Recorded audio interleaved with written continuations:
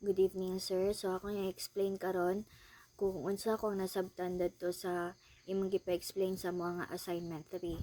So, mao siya, sir. Di na nako basahon ang question, sir. Okay.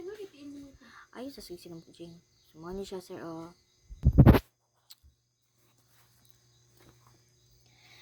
Ang atong mga chemical reactions na present are 2P, wait lang, gilisod ko. 2PO4. Ayang charge is 3 negative. Plus din sa 6Ag positive sign. 2Ag 3PO4S. Mo ni siya dadto ang first nga chemical reaction nga excess.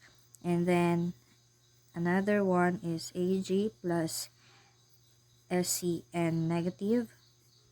AgSCN solid. Manet ang mga chemical reactions. And then, ang sunod na buhaton katong total amount. Total amount AgNO3. Ang iyang kuan mato is 50 ml times din sa given nga 0.0820. Jing, nais ano Jing? mmol AgNO3 ml. Imo din siyang i-cancel. Calculate na nimo. Basta kaya magawas din ana niya is 4.100 millimole. Ay, ito. Basta millimoles dito. Na siya. Sunod na ito nga buhaton. Okay. Ang amount of AgNO3 consumed by KSCN. Sumuniyang kanya ni kay 4.06 ml times 0. Given naman sila 0.625 mmol KSCN over ml dayon times nimo sa 1 mmol AgNO3 mmol KSCN para mga cancel dayon then na mabilin dayon kay mmol ano mmol cancel dayon ni siya cancel ni siya ang mabilin na lang dayon kay ang mmol sa AgNO3 kung imo i-calculate ang answer na 0.2538 mmol AgNO3 na sila dua. So amount P2O5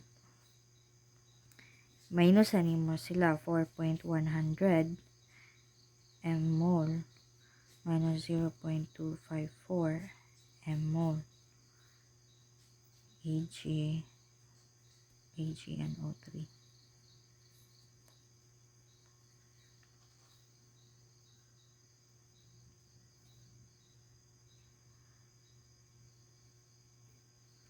I-times na nimo sila sa ito ubos isulat kay di maklaro times 1 mmol PO4 3 negative over 3 mmol AgNO3.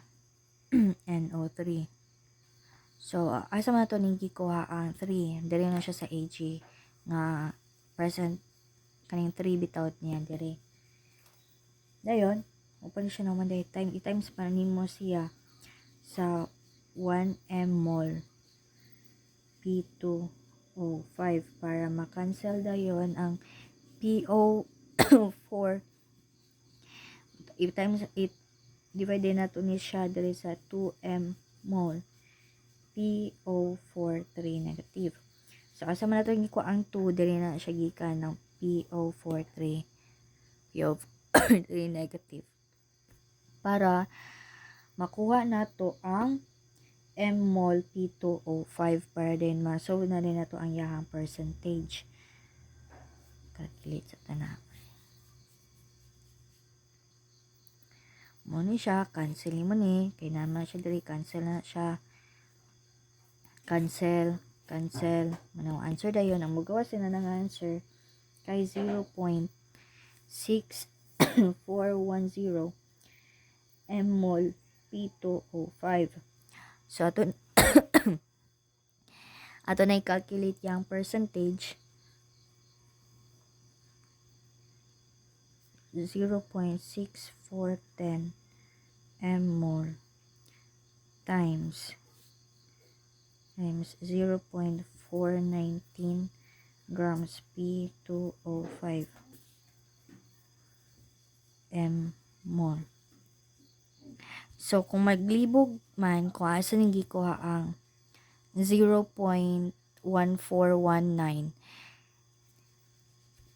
ang kuan man good, ang molecular weight kay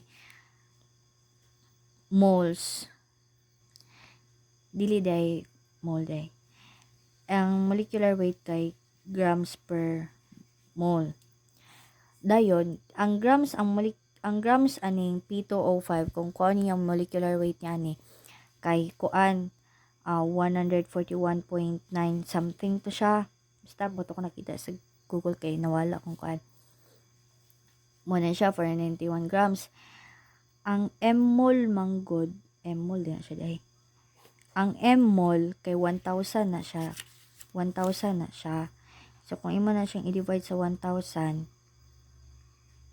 mo niya ang answer dayon ang 0.419 grams nga P2O5. So mo na siya. Mo na siyang i-divide sa given ay sa sample nga 4.258 grams sample times naman sa 100 o ang final answer din to nga gihatag ni sir ay 2.14%. Thanks a lot. Mawala to ko na sabtan sir. Bye.